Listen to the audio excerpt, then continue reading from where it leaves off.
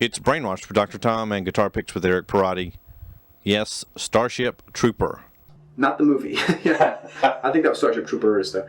This is a song by Yes, and I probably really can't play the song. I have played it, but Yes has had a guitar player, Steve Howe.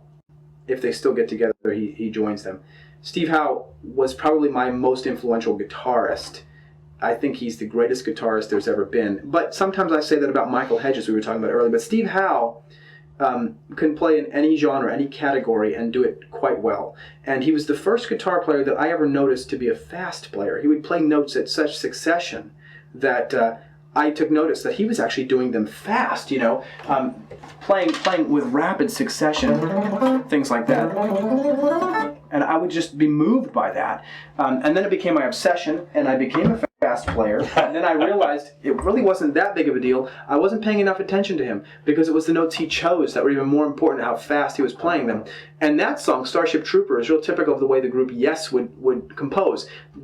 I can only assume three members or so, would say, I've got this song, I've got this one, and I've got this one.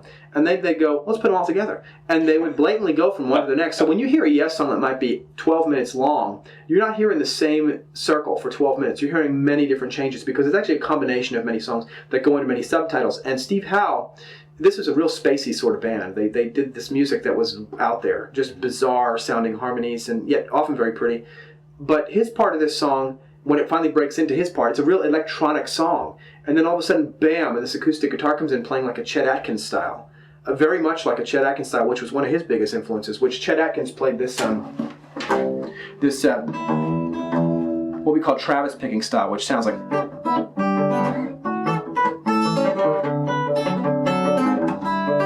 that style, which all of a sudden this spacey song breaks into something a little similar to that, and that part of the song is subtitled as Worm, and I thought, what a great title.